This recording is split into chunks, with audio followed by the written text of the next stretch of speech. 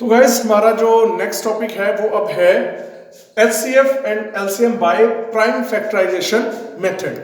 ठीक है, अभी तक हमने HCF फाइंड आउट किया था यूक्लिड मेथड से, अब हम करेंगे बाय प्राइम फैक्टराइजेशन मेथड। कैसे? अब हमारे पास टू नंबर्स है, we have two numbers 45 and 75। इन दोनों के हम अलग अलग प्राइम फैक्टराइजेशन करेंगे जैसे अभी हमने करा था क्वेश्चन 1 में। ठीक है ना? लाइकवाइज देखिए कैसे 45 और 75। तो 3 15s are 45, 3 5s are 15 and 5 1s are 5। ठीक है, इसी तरह से 75, 3 25s are 75 और 5 5s are 25 और 5 1s are 5। ठीक है, अब हमने इन दोनों नंबर को कंसेक्टिवली लिख लेना है। कैसे?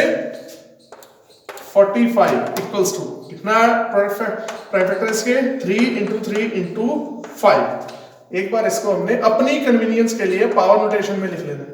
3 यहां पर 2 बार आ रहा है तो 3 स्क्वायर इंटू 5। क्लियर? इसी तरह से सिमिलरली 75 3 इंटू 5 इंटू 5, तो हम यहां क्या लिखूंगा 3 इंटू 5 स्क्वायर। ठीक है ना? क्लियर है? अब आप सोच रहे हो कि इसमें क्या है, ये तो हमने फर्स्ट क्वेश्चन में भी करा है, ये तो सेम फर्स्ट क्वेश्चन ही है, बट इसमें HCF और LCM कैसे निकलेगा? ठीक है ना? बस यही हमने देखना है कि अब HCF फाइंड आउट करना। अच्छा, HCF का फुल नेम क्या होता है? Highest common factor. ठीक है ना? तो HCF में हमने वो फैक्टर्स देखने हैं जो कॉमन है। ठीक है ना? और जिनकी डिग्री मतलब जिनकी डिग्री कम है, जो कॉमन है और जो छोटे फैक्टर्स हैं हमने वो लेने हैं। ठीक है, कॉमन और छोटे फैक्टर्स। अब देखिए, अब जैसे 45 में यहां पर 3 इंटू 3 इंटू 5 है। ठीक है, और 75 में भी 3 इंटू 5 इंटू 5, मतलब 3 और 5 दोनों में है। ठीक है ना? मैंने पावर नोटेशन इसलिए लिखी थी कि यहां पर देखो 3 दोनों में है, 5 दोनों में है, बट जो दोनों में से 3 छोटा किस में है? इधर 3 का स्क्वायर 9, इधर 3, तो छोटा किस में आ गया? यहां पर। तो HCF में हमने लेने हैं सिर्फ और सिर्फ कॉमन फैक्टर। एक तो 3 आ गया और उनको मल्टीप्लाई करवाना है, 3 आ गया। अब इधर 5 और 5 स्क्वायर में से छोटा कौन है?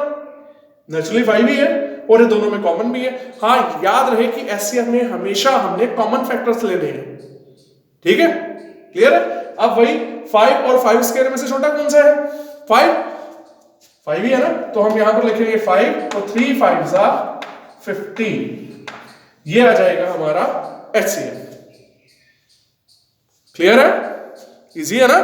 HCF में हमने वो वाली वैल्यूज लेनी है जो स्मॉलर है और जो दोनों में कॉमन है। देखो 3 5 दोनों में ही कॉमन है, बट यहां पर 3 स्क्वायर है, इधर 3 सिंपल 3 है, इसकी पावर 1 है, तो इसके ऊपर पावर कुछ नहीं होती, वो 1 होती है। तो इन दोनों में से स्मॉलर कौन सा है? 3 है, तो हमने ये ले लिया। अब ऐसे ही 5 और 5 स्क्वायर, 5 ऊपर भी है 5 नीचे भी है, बट नीचे स्क्वायर में है, ऊपर पावर डिग्री 1 है इसकी, तो स्मॉलर कौन सा है? 5। तो हमने यहां से 5 लिया, 3 5s are 15 दोनों का HCF आ गया। अगर आप चेक करना चाहते हो तो आप यूक्लिड मेथड से भी चेक कर सकते हो, 15 ही आएगा। क्लियर है?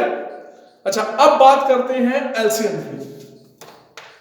लीस्ट कॉमन मल्टीप्लायर, मतलब इसमें हमने कॉमन वैल्यूज तो देखनी है, बट हायर ऑर्डर डिग्री लेनी है, मतलब जिसकी ग्रेटर वैल्यू लेनी है LCM में।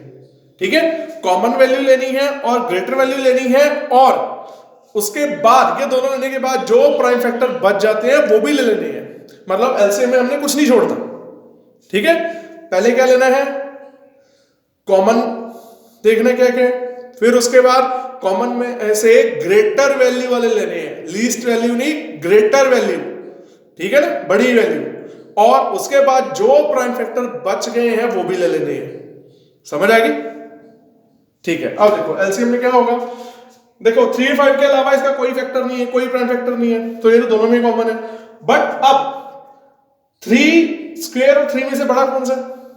नेचुरली 3 स्क्वायर बड़ा, तो आप LCM में एक ले लोगे 3 स्क्वायर इंटू, और 5 स्क्वायर में से बड़ा कौन सा है? नेचुरली 5 स्क्वायर है, तो अब इधर से क्या लोगे आप 5 स्क्वायर। क्लियर है? तो इन दोनों को मल्टीप्लाई करा दोगे, 3 स्क्वायर 9, 5 स्क्वायर 25 और 25 9 जा 225, ये आ जाएगा आपका एलसीएम। क्लियर है? क्लियर है ना? चलो नोट करो।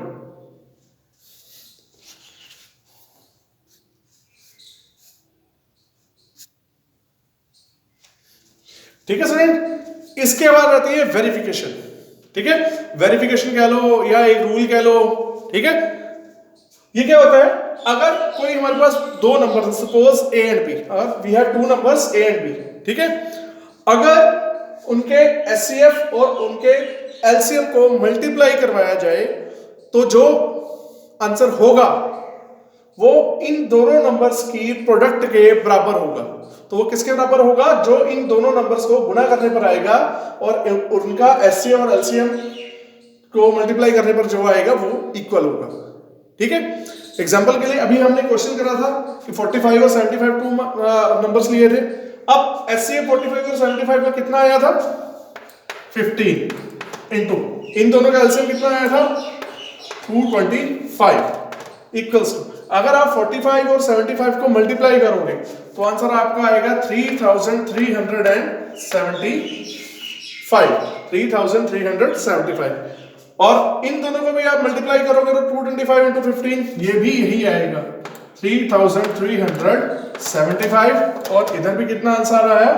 3375। ठीक है, तो इससे हमारा ये क्वेश्चन वेरीफाइड भी हो जाएगा। ठीक है ना, अगर बोर्ड में एग्जाम में कोई डाउट हो तो फटाफट से रफ में वेरीफाई करके देख लो। ठीक है ना, क्लियर है? तो क्या है वेरिफिकेशन? किन्हीं दो नंबर के, दो संख्याओं के आप एचसीएफ और एलसीएम को अगर मल्टीप्लाई करवाते हो, ठीक है, तो उसके प्रोडक्ट किसके बराबर होगी? उन दोनों संख्याओं को मल्टीप्लाई करने पर जो आएगा वो दोनों के रिजल्ट सेम होंगे। ठीक है, क्लियर है? गुड।